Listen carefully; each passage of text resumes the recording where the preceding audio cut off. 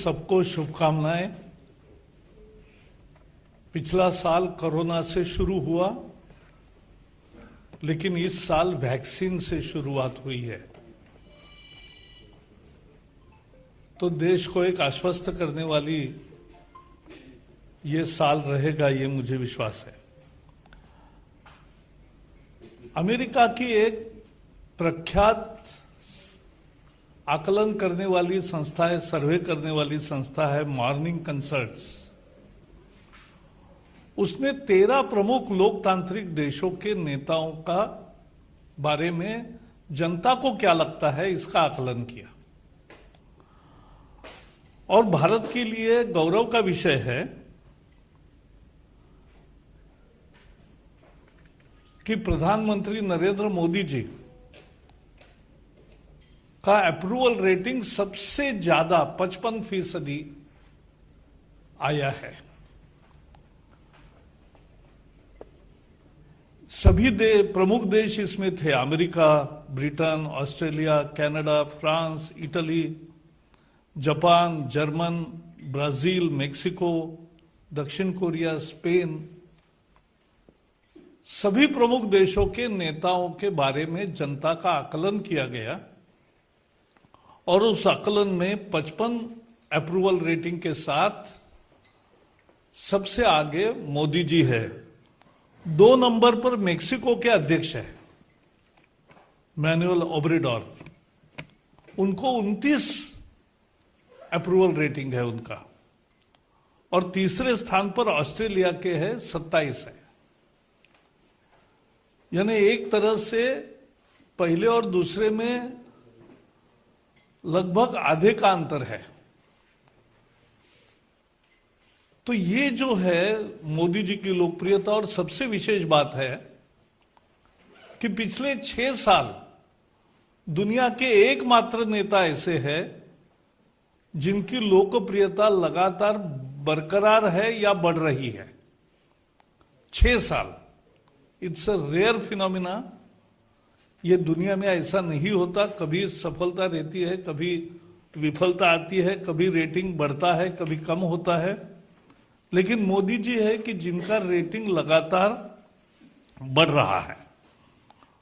Gallup international ने भी एक सर्वे किया था, तो जिसमें आया था कि 91% भारतीय मानते हैं कि कोविड के बारे में मोदी जी ने जो किया है काम वो बहुत अच्छा है। सी वोटर और IANS ने भी सर्वे किया है, उसमें 75% लोगों ने कहा है कि कोविड के बारे में मोदी जी की रणनीति बहुत सफल रही है। वर्ल्ड हेल्थ ऑर्गेनाइजेशन ने भी प्रशंसा की है। आपको मालूम है उनके विभिन्न कामों के लिए विभिन्न दुनिया के अवार्ड से उनको नवाजा गया है। ये बेहद लोकप्रियता क्यों है? क्योंकि मोदी जी दूरदृष्टि से सोचने वाले नेता है। देश की विकास की उनकी एक निश्चित विजन है और उसके लिए वो कार्यक्रम बनाते हैं और सफल करते हैं। देश प्रथम, यही उनकी धारणा है। देश के लिए सब कुछ और देश ही सब कुछ। इस धारणा से जो काम करते हैं, सबका साथ, सबका विकास, सबका विश्वास, आत्मनिर्भर भारत की दृष्टि रखते हैं, उसको लेकर आगे बढ़ना चाहते हैं। Made in India, made for the world, ये नारा लेकर आगे बढ़ते हैं। दुनिया में भारत का स्थान भी बढ़ गया, दबदबा भी बढ़ गया। आज हमारे पार्टी के अध्यक्ष जगत प्रसाद नड्डा जी ने भी इस आकलन के बाद मोदी जी की भूरी भूरी प्रशंसा करके अपना ट्वीट किया है। हम अगर देखेंगे कि पिछला साल एक तरह से कोविड का वर्ष था, लेकिन इस वर्ष में मुझे याद है जनवरी के कैबिनेट मीटिंग्स में, यानी भारत में 30 जनवरी को पहली केस आई, लेकिन उसके पहले से चीन में हुआ था, तो उसके साथ ही उन्होंने मंत्रिमंडल के सभी साथियों को यह अवगत कराया कि ये एक गंभीर संकट आ रहा है